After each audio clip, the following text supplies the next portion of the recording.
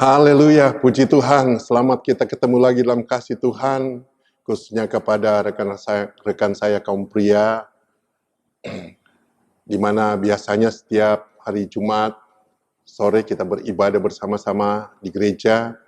Namun kalau saat ini situasinya belum memungkinkan kita untuk sama-sama beribadah di gereja, tapi saya percaya bahwa ini tidak mengurangi ibadah kita walaupun hanya melewat online. Gitu. Puji Tuhan.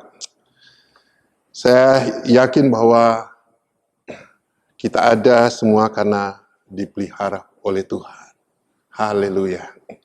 Saudara-saudara, sebagai kepala rumah tangga, kita diberikan kepercayaan yang lebih oleh Tuhan. Kita terlahir sebagai laki-laki bukan karena masalah kelahiran, tapi memang karena ada satu tanggung jawab yang lebih yang Tuhan percayakan kepada saya dan bapak-bapak yang ada. Kalau mungkin saat ini bapak-bapak mendengarkan firman Tuhan, sekalipun ini ibadah kaum pria, tapi firman Tuhan ini juga tidak dibatasi hanya kepada kaum pria, sehingga kalau di rumah mungkin bapak-bapak sedang duduk bersama keluarga, ajaklah keluarga untuk sama-sama mendengarkan firman Tuhan. Gitu. Puji Tuhan. Nah, kembali sebagai kepala rumah tangga, di dalam keluarga kita berperan sebagai kepala rumah tangga, kita juga berperan sebagai gembala bagi keluarga kita. Kita berperan sebagai imam di dalam keluarga kita. Itulah peran-peran yang Tuhan percayakan kepada laki-laki, khususnya kepada kita kaum pria, yang juga Tuhan sudah berikan keluarga, yaitu istri dan anak-anak bersama-sama dengan kita. Puji Tuhan. Nah, tadi saya katakan bahwa peran kita di dalam rumah tangga bukan saja sebagai kepala rumah tangga, tapi juga sebagai gembala, sebagai imam dalam rumah tangga. Kita tahu bahwa kalau sebagai kepala, maka dia memiliki satu otoritas untuk memimpin orang-orang yang dipercayakan kepadanya.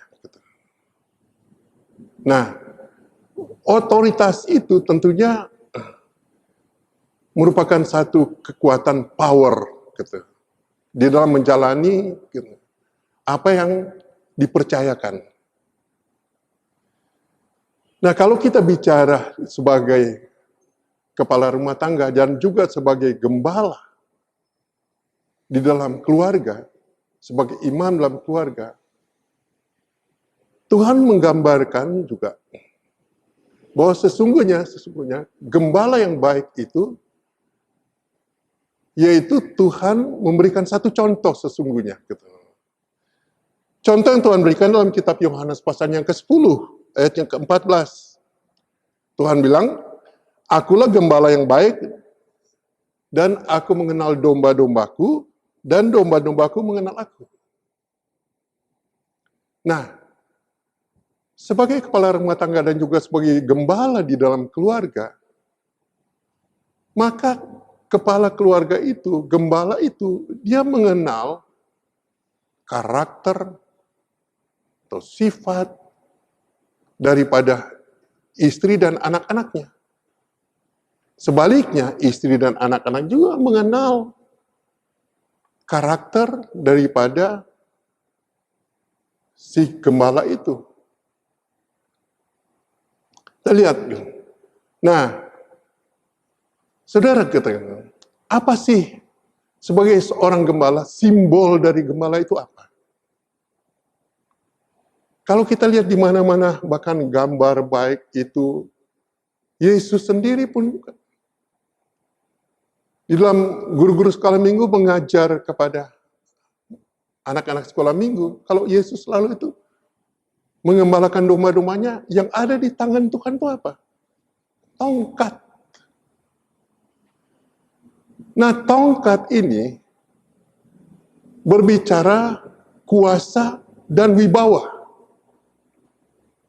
Sekali lagi, seorang gembala yang selalu ada di tangannya itu apa? Tongkat. Dan tongkat itu berbicara kuasa dan wibawa. Jadi seorang gembala, seorang pemimpin, dia harus memiliki kuasa dan memiliki kuasa atau otoritas dan wibawa. Nah, di dalam satu keluarga, sebagai kepala keluarga, seorang ayah juga harus memiliki kuasa dan wibawa. Tapi bukan berarti menjadi seorang yang otoriter. Kuasa ini adalah kuasa yang dari Tuhan. Wibawa yang dari Tuhan, yang diterapkan di dalam kehidupan keluarganya. Ini yang diibaratkan bagaikan tongkat itu.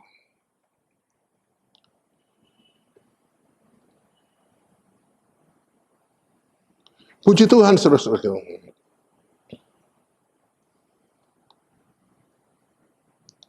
Saudara, kita tahu Musa, pada waktu Tuhan minta kepada Musa untuk dia harus memimpin bangsa Israel keluar dari Mesir menuju ke tanah Kanaan. Maka apa yang ada di tangan Musa itu? Yaitu tongkat. Di dalam kitab Keluaran pasal yang keempat, Keluaran pasal 4, waktu Tuhan minta kepada Musa untuk memimpin bangsa Israel, Musa menyadari bahwa dia tidak punya kemampuan apa-apa. Dia tahu bangsa Israel ini bangsa yang tegar tengkuk, sulit diatur, gitu. Bagaimana dia harus memimpin bangsa ini, gitu. Lantas Tuhan bertanya kepadanya. Dalam Keluaran pasal 4 ayat kedua, Tuhan bilang begini. Tuhan berfirman kepada Musa, apakah yang di tanganmu itu? Tuhan tanya kepada Musa. Nah, Musa pada waktu itu sedang mengembalakan kambing domba mertuanya. Nah, seperti yang saya katakan tadi dan sudah menjadi simbol, bahkan di mana-mana sampai saat ini pun seorang gembala. Yang ada pada tangannya itu apa? Tongkat. Tongkat itu yang mengarahkan kambing domba itu. Kalau misalnya si gembala itu pengen membelokkan kambing domba itu, maka tongkat itulah menjadi simbol. Dan kambing domba itu tahu oleh hanya dengan isyarat tongkat itu saja. Nah, seperti yang saya katakan tadi, bahwa tongkat itu berbicara tentang kuasa dan juga wibawa. Nah, itu sebabnya di saat misalnya Musa mengatakan, Tuhan, siapa kasih saya ini? Harus memimpin bangsa yang besar ini keluar dari Mesir menuju ke tanah Kanaan. Tapi Tuhan tanya, apa yang ada di tanganmu? Jawab Musa itu apa? Tongkat. Bagi Tuhan itu cukup. Karena ada kuasa dan wibawa yang dari Tuhan. Kepada yang akan diberikan oleh Tuhan kepada Musa. Maka kemudian Tuhan bilang, di dalam kita maju lagi di ayat yang ke-17 dari Keluaran pasal 4 ini, Tuhan bilang, dan bawalah tongkat ini di tanganmu yang harus kau pakai untuk membuat tanda-tanda mujizat. Jadi Musa tidak bisa lepas dari tongkat itu. Dan kata lain, Musa tidak bisa lepas dari kuasa dan yang Tuhan berikan itu kuasa dan wibawa. Wibawa Allah Tuhan berikan kepada Musa untuk memimpin bangsa Israel.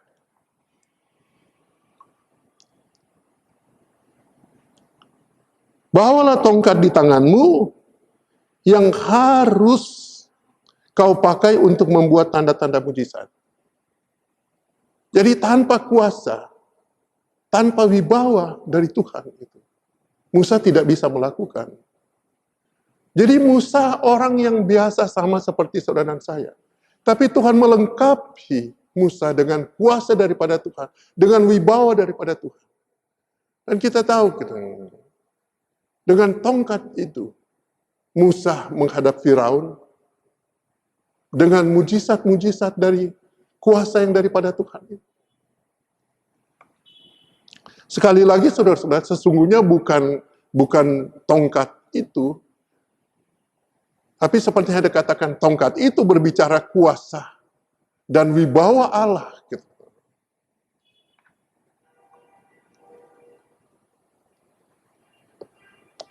Puji Tuhan. Gitu. Jadi betapa kuasa Tuhan dan wibawa yang Tuhan berikan, bukan hanya kepada Musa, tapi kepada setiap orang mengandalkan Tuhan, kepada setiap orang berharap kepada Tuhan. Maka Tuhan berikan kuasa dan wibawanya untuk menghadapi, bahkan menghadapi peperangan sekalipun. Menghadapi rintangan-rintangan yang ada. Saudara, ada satu cerita dalam firman Allah tentang bangsa Yahudi yang ditawan di kerajaan Media Persia di zaman pemerintahan Ahasveros. Saudara, di dalam cerita itu, dalam kitab Esther, gitu. Esther ini kemudian menggantikan ratu yang tidak lagi menghormati raja, yaitu Ratu Wasti, digantikan oleh Esther. Nah, Esther ini seorang Yahudi. Dia menjadi ratu di bawah pemerintahan Ahasveros. Menjadi permaisuri raja. Dia seorang Yahudi. Nah, di dalam kerajaan Ahasveros ini, saudara-saudara, ada seorang yang sangat dipercaya oleh Ahasveros, yaitu Haman. Dan Haman itu dihormati bukan saja oleh raja, tapi semua penduduk yang ada harus memberi hormat kepada Haman. Kalau Haman lewat, semua orang harus memberi hormat kepada Haman. Namun ada satu orang, yaitu bangsa Yahudi, yang tidak mau menghormati Haman. Dan dia adalah paman daripada Esther. Cuman karena satu orang paman daripada Esther ini yang tidak mau menghormati Haman ini, sehingga Haman mengajukan satu surat kepada raja bahwa dia ingin membinasakan semua bangsa Yahudi. Maka keluarlah perintah daripada Raja Ahasveros di semua penduduk, di semua kerajaan yang di semua kerajaan pemerintahan Raja Ahasveros itu dikirimin surat-surat supaya untuk dibinasakan bangsa Yahudi ini. Nah, paman daripada Esther ini, saudara kita tahu bahwa bukan saja bangsa Yahudi, tapi juga Ester sekalipun dia sebagai ratu, sebagai permaisuri, tapi juga dia tidak lepas dari akan dibinasakan karena dia seorang Yahudi. Lantas pamannya kemudian gitu, memberitahu kepada Ester supaya menghadap raja, memberitahukan kepada raja supaya raja memberikan satu, katakan, membatalkan surat-surat yang dibuat oleh Haman itu untuk membinasakan bangsa Yahudi gitu. Tapi apa yang dikatakan oleh Ester gitu. Di dalam kitab Ester pasalnya keempat ayatnya ke-11, Ester memberitahu kepada pamannya Mordekai, semua pegawai raja serta penduduk daerah-daerah kerajaan mengetahui bahwa bagi setiap laki-laki atau perempuan yang menghadap raja di pelataran dalam dengan tiada dipanggil, hanya berlaku satu undang-undang, yaitu hukuman mati. Hanya orang yang kepadanya raja mengulurkan tongkat emas yang akan tetap hidup. Dan aku selama 30 hari ini tidak dipanggil untuk menghadap raja. Saudara gitu. Di dalam cerita ini gitu. Untuk menghadap Raja Asveros, kalau tidak dipanggil oleh raja, kalau raja tidak menunjukkan tongkat raja kepada orang yang mau dipanggil oleh raja itu, tidak ada satu orang pun yang bisa menghadap raja. Undang-undang, ada undang-undangnya. Hukumannya mati. Tentunya termasuk Ester sekalipun, walaupun dia sebagai seorang ratu di kerajaan. Tapi kalau dia tidak dipanggil oleh raja, kalau raja tidak menunjukkan tongkat emasnya untuk menghadap raja, dia tidak bisa menghadap raja. Itu undang-undang yang berlaku. Tapi apa kata paman daripada Ester ini? Sekalipun engkau ratu, kalau berlaku undang-undang untuk membasmi semua Yahudi, engkau pun tidak akan luput. Dan apa yang dilakukan oleh Ester supaya bisa menghadap raja? Yaitu apa? Berpuasa. Dia bilang semua berpuasa, termasuk bawahannya yang mengurusinya di kerajaan harus berpuasa, tidak boleh makan. Bangsa Yahudi pun juga begitu, harus berpuasa supaya dia boleh menghadap raja. Nah, saya katakan tadi bahwa tongkat ini berbicara kuasa. Dalam hal ini tentunya berbicara doa. Nah, itu sebabnya kekuatan tongkat dunia yang dipegang oleh Raja Asveros hanya dapat dipatahkan dengan kuasa doa. Nah, itu sebabnya setelah berpuasa, setelah berdoa dan berpuasa, kemudian Ester keluar di halaman dalam kerajaan untuk menghadap raja. Sekalipun raja tidak menunjukkan tongkatnya kepada Ester. Oleh karena kuasa doa itu. Sehingga kemudian raja bertanya kepada Ester, apa sih maumu? Engkau ada kemauan apa? Kira-kira seperti itu kalau saya bahasakanlah bahasa sehari-hari. Dan kita tahu kemudian ceritanya, Ester mengundang raja bersama dengan Haman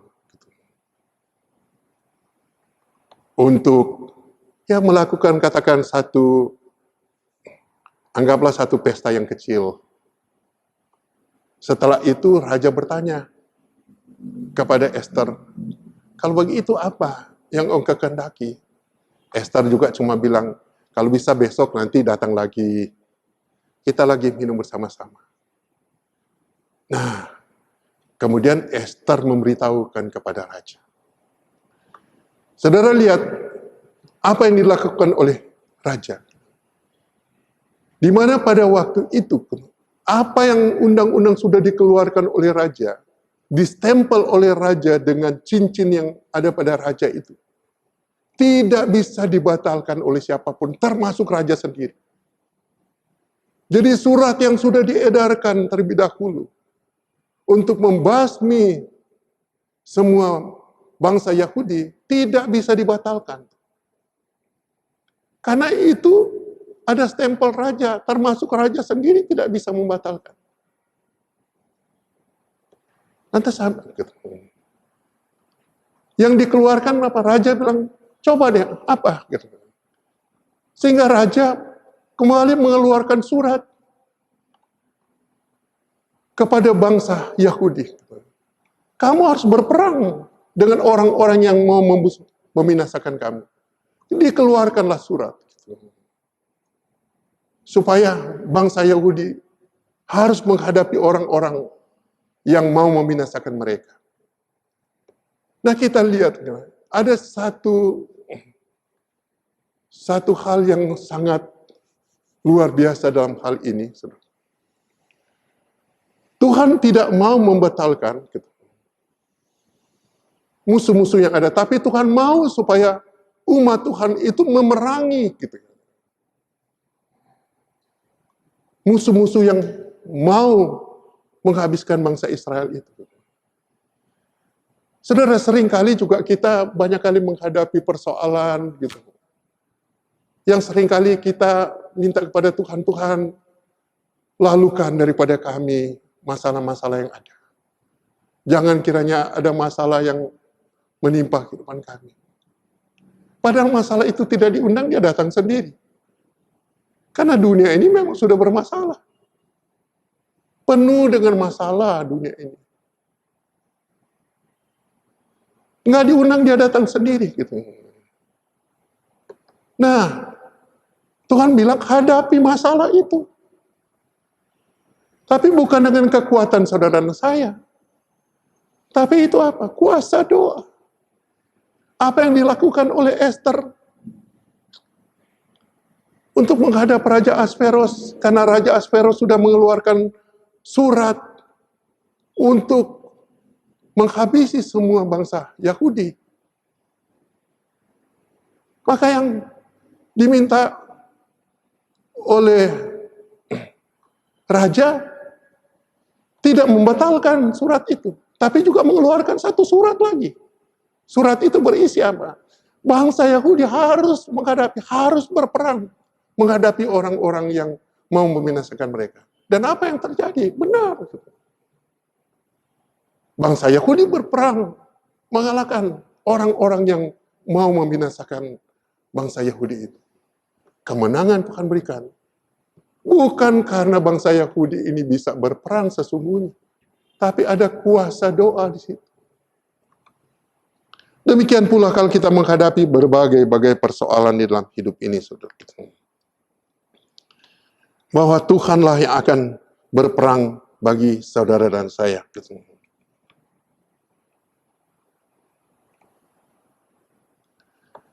Saudara kita. Peperangan yang kita hadapi tentunya bukan peperangan secara fisik lagi.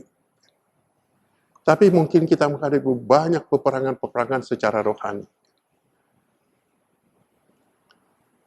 Tapi kuasa doa itu dari dulu, sekarang, bahkan selama-lamanya sama. Dan Tuhan sudah memberikan kuasanya kepada saudara dan saya. Nah, ada satu cerita lagi dalam kitab Lukas pasalnya 40, Lukas pasal 4, ayat 31 sampai ayat 36.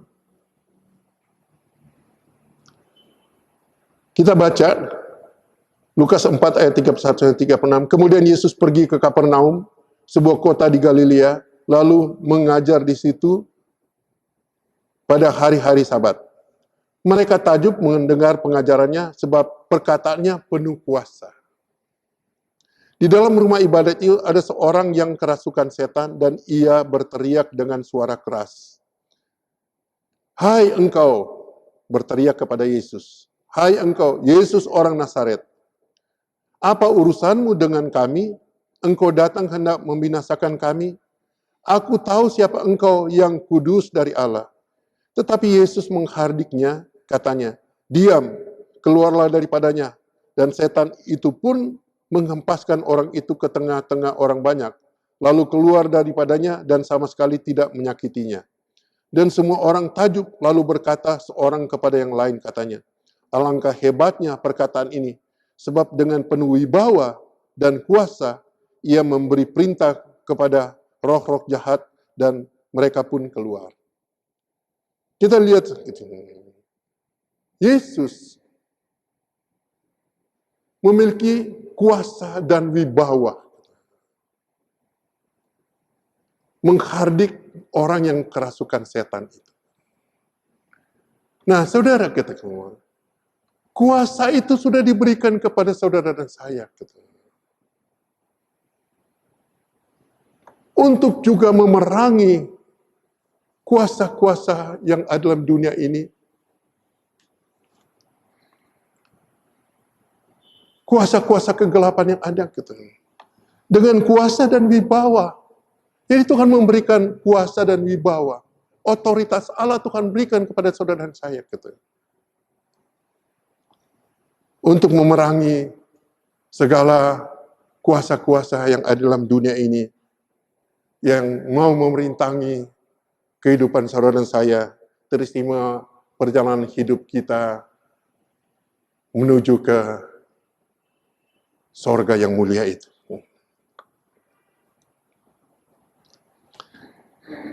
Saya katakan tadi bahwa kuasa itu sudah diberikan kepada saudara dan saya tentunya.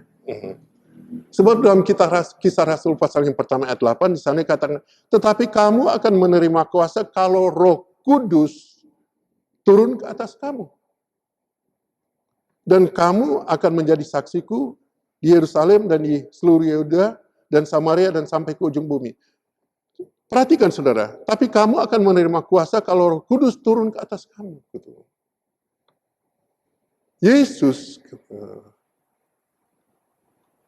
bisa memerintahkan orang kerasukan setan itu dengan kuasa dan wibawa. Demikian juga saudara saya kita akan menerima kuasa kalau Roh Kudus turun atas kamu. Jadi betapa pentingnya Roh Tuhan itu memenuhi kehidupan saudara saya. Kuasa itu yaitu Roh Kudus. Bahkan sesungguhnya Roh Tuhan itu mau tinggal bersama-sama saudara dan saya. 1 Korintus pasal 3 ayat 16 kan bukankah tubuh kita adalah rumah Allah, rumah Roh Kudus? Sehingga kita bisa berkomunikasi kapan saja dengan Roh Kudus. Bahkan dia menghadapi musuh-musuh, menghadapi persoalan-persoalan yang ada.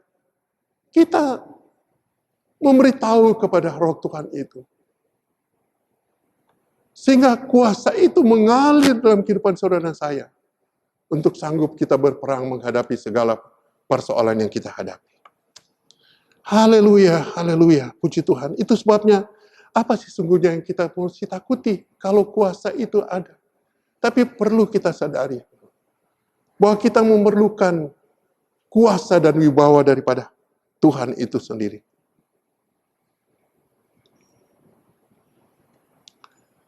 Saudara, kalau kita lihat salah satu rasul, yaitu Rasul Petrus, sebelum dia penuh dengan Roh Kudus, setelah dia memiliki kuasa.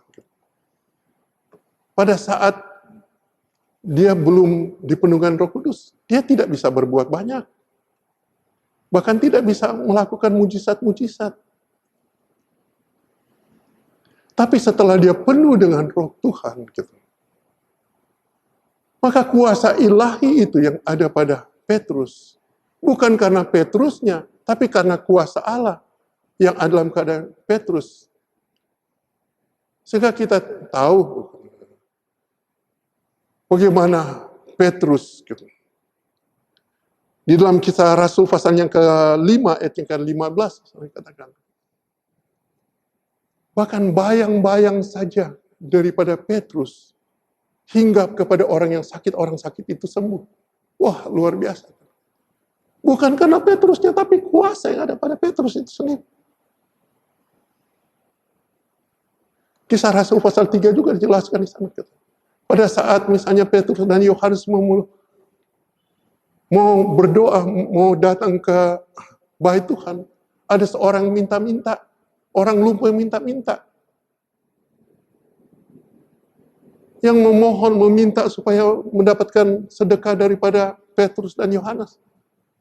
Tapi apa yang Petrus dan Yohanes katakan? Emas dan perak mereka tidak punya. Tapi ada yang pada mereka itu kuasa daripada Tuhan dalam nama Yesus. Maka orang yang lumpuh itu sembuh dan berjalan. Nah, Kisah Rasul pasal 5 ayat 15 dan 16 di sana katakan bahwa mereka membawa orang-orang sakit keluar ke jalan raya dan membaringkannya di atas balai-balai dan tilam, supaya apabila Petrus lewat, setidak-tidaknya bayangannya mengenai salah seorang dari mereka.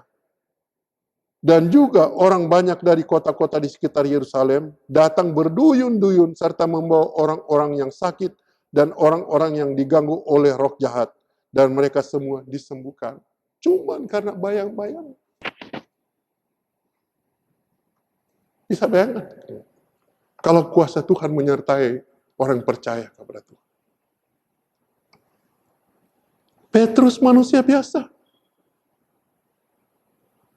Tapi ada roh Tuhan di dalamnya. Puji Tuhan gitu.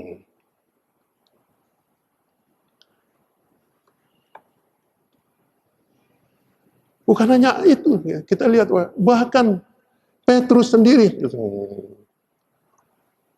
bisa membangkitkan orang mati. Yaitu yang kita tahu Dorcas, Tabita.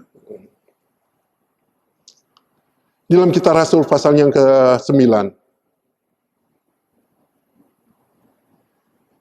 Ayatnya ke-36 sampai ayatnya ke-40 saja kita baca. Di Yope ada seorang murid perempuan bernama Tabita. Dalam bahasa Yunani Dorcas.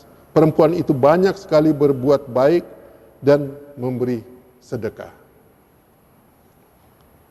Nah, kalau kita lihat di sini kita bicara tentang Tabita itu adalah Dorcas ini meninggal. Namun selama hidupnya dia hidup berkenan kepada Tuhan. Banyak berbuat baik dan memberi sedekah kepada orang lain. Tetapi pada waktu itu ia sakit dan meninggal. Dan setelah dimandikan, mayatnya dibaringkan di ruang atas.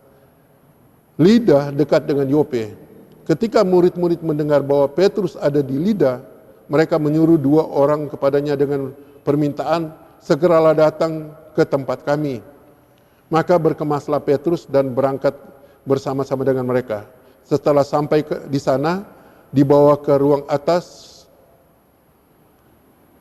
Ia dibawa ke ruang atas dan semua janda datang berdiri dekatnya.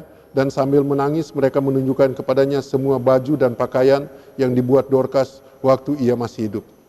Tetapi Petrus menyuruh mereka semua keluar, lalu ia berlutut dan berdoa.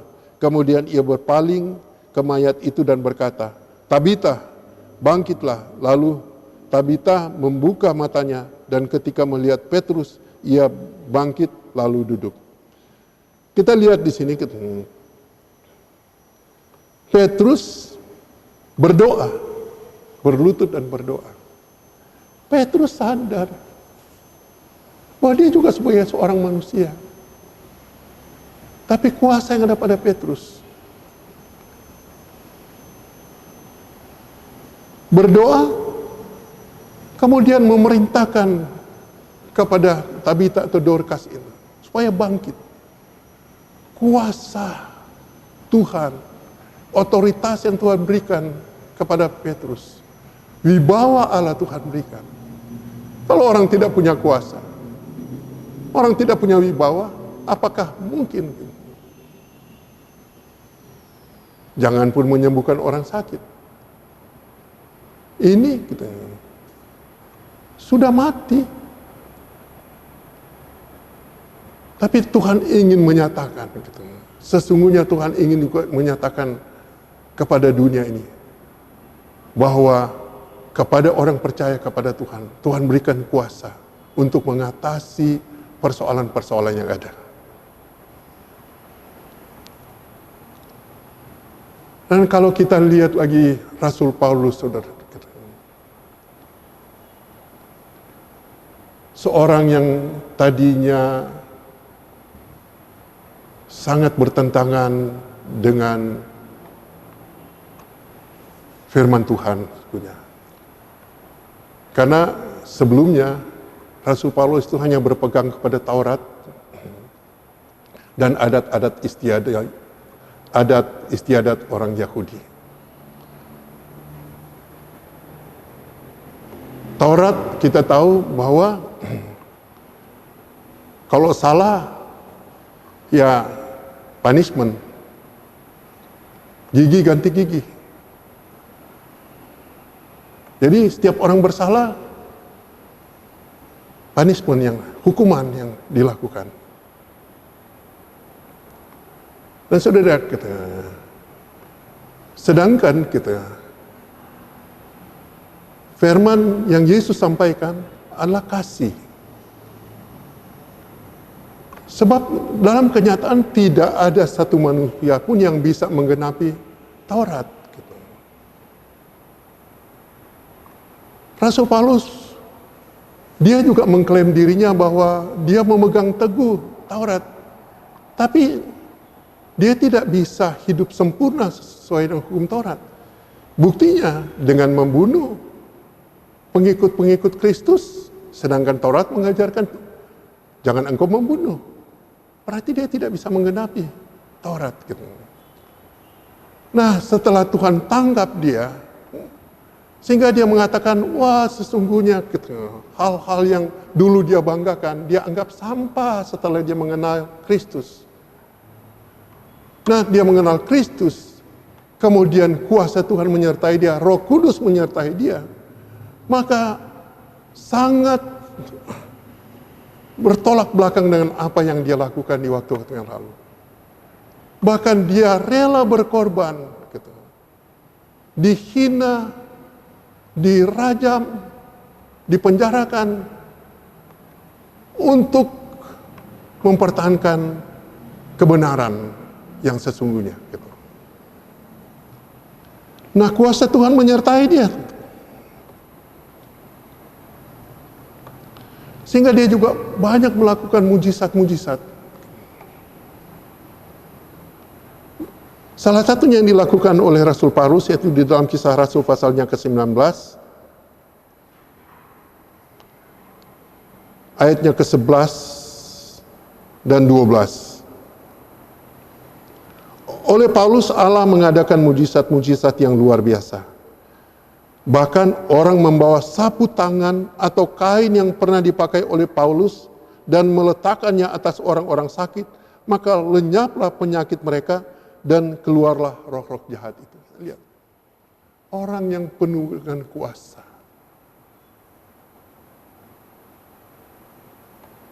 Akan melakukan hal-hal yang besar. Kalau tadi kita lihat Petrus, hanya dengan bayangannya saja. Kena kepada orang yang sakit. Maka orang sakit itu sembuh. Beda lagi dengan Rasul Paulus. Setelah dia menerima kuasa daripada Tuhan, sapu tangan atau kain yang pernah dipakai oleh Rasul Paulus ditaruh di atas orang yang sakit itu. Ini berbicara tentang kuasa, bukan persoalan sapu tangan atau kain itu, tapi berbicara kuasa,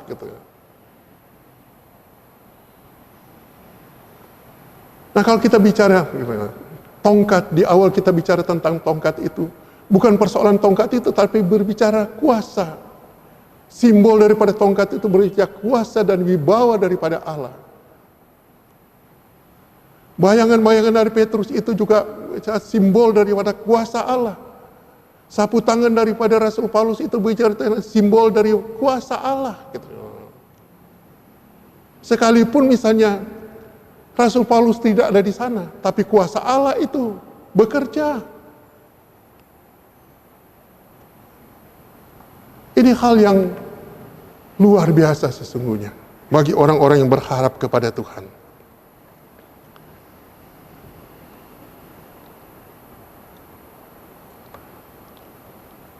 Nah, kita sebagai anak-anak Tuhan, kita pun kalau saja kita yakin kita mau minta kuasa itu, maka kuasa itu akan menyertai saudara dan saya. Tentunya kuasa itu bukan untuk kita petenteng-petenteng ke sana kemari bahwa kita bisa lakukan ini, bisa lakukan itu, tidak. Tapi setidak-tidaknya kuasa itu memberikan kita kemampuan menjalani hidup ini, mengatasi semua rintangan-rintangan yang kita hadapi di depan. Dan sebagaimana bangsa Israel, Tuhan berikan kuasa kepada Musa dengan tongkat yang ada pada Musa itu untuk menghalangi bangsa Amalek. Bangsa Amalek ini yang selalu memerintangi bangsa Israel untuk masuk ke tanah perjanjian di tanah Kanaan. Makanya mereka harus berperang untuk membasmi kita.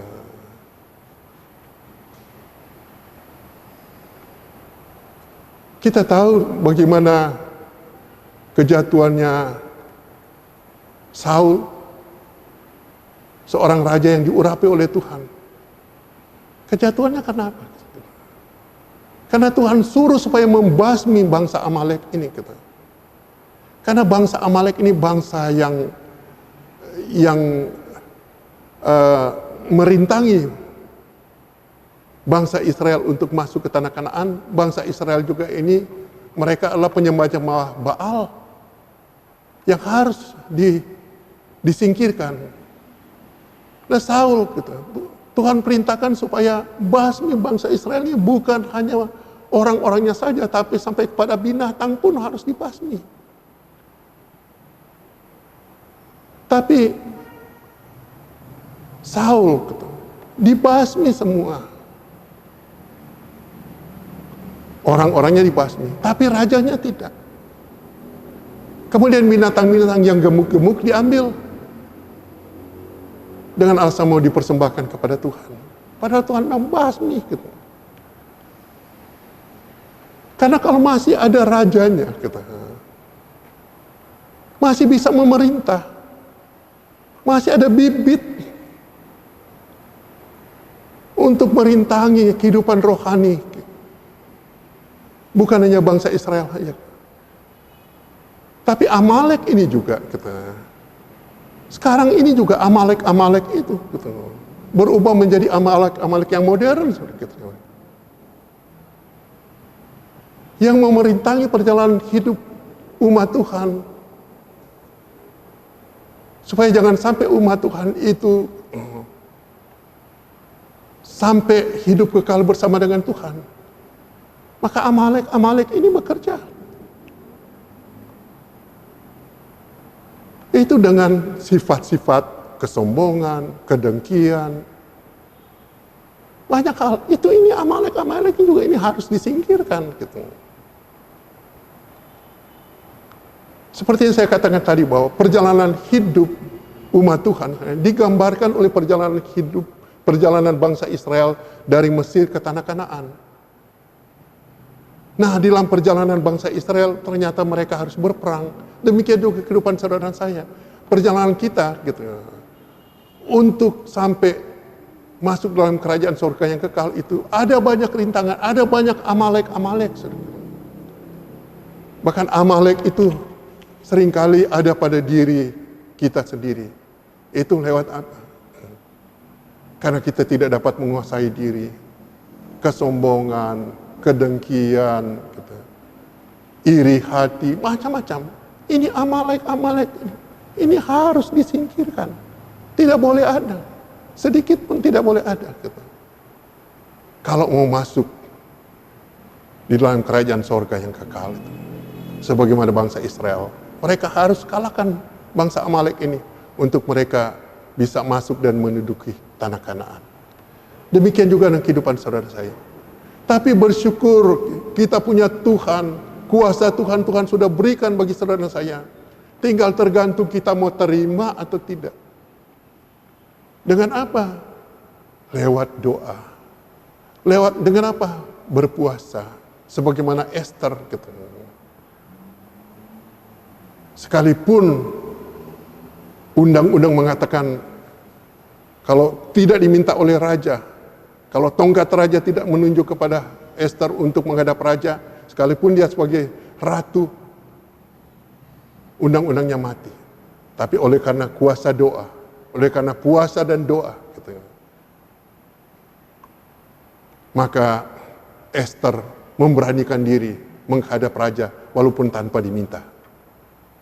Demikian juga kehidupan saudara dan saya. Kita anak-anak Tuhan. Kita diberikan kuasa. Tapi kita harus minta. Lewat doa dan puasa. Saudara, kadang-kadang hal yang sulit bagi anak-anak Tuhan itu doa dan puasa itu. Memang kita berdoa, saya yakin kita semua berdoa. Tapi doa yang penuh dengan kuasa itu yang kita perlukan saat ini. Bukan doa sekedar kayak orang makan berdoa mengucap syukur. Bangun pagi berdoa terima kasih Tuhan. Tapi menghadapi hari-hari yang sukar dan sulit ini, kita harus lebih banyak berdoa. Justru di kesempatan saat ini di mana kita banyak dibatasi untuk keluar rumah. Nah, waktu-waktu yang banyak yang Tuhan berikan, mari kita pakai untuk bersekutu dengan Tuhan. Sebab sebagaimana ayat Yohanes pasal 1 sebagai ayat penutup kita pada saat ini, Yohanes pasal 1 ayat 12, karena dikatakan, tetapi semua orang yang menerimanya diberinya kuasa. Tetapi semua orang menerimanya diberinya kuasa supaya menjadi anak-anak Allah. Kalau kita berani mengklaim diri kita sebagai anak-anak Allah, maka kita punya kuasa. Tapi kuasa itu tentunya kita minta lewat doa, bahkan lewat kita berpuasa. Maka kuasa itu berlaku dan efektif di dalam kehidupan saudara saya menghadapi hari-hari yang sulit dan sukar ini. Kiranya Tuhan memberkati kita semua. Mari kita tundukkan kepala, kita berdoa. Bapa di sorga, Bapa yang kami panggil dan kami sembah dalam nama Tuhan kami Yesus Kristus Allah kami. Bapa, kami butuh Engkau dalam setiap kehidupan kami. Kami perlu kuasa-Mu Tuhan Yesus. Kami perlu wibawa daripada Engkau Tuhan, menghadapi keadaan dunia yang semakin hari semakin sukar dan jahat ini Tuhan. Hanya dengan kuasa daripada-Mu Tuhan, kami mampu menjalani hidup ini Tuhan, dengan senantiasa mengandalkan Engkau dan berharap sepenuhnya kepada-Mu. Tolonglah kami Tuhan, beri kami kekuatan iman Tuhan, dan Roh Kudus kiranya memenuhi kehidupan kami, menuntun kami pada jalan kebenaran firman-Mu. Terima kasih banyak Bapa, terpujilah Engkau. Kami percaya Tuhan, bahwa kuasa-Mu akan terus menyertai kami. Dan kami serahkan hidup ini ke dalam tangan Tuhan. Terima kasih Bapa, di dalam nama-Mu Tuhan Yesus Kristus kami berdoa dan mengucap syukur kepada-Mu. Haleluya. Amin.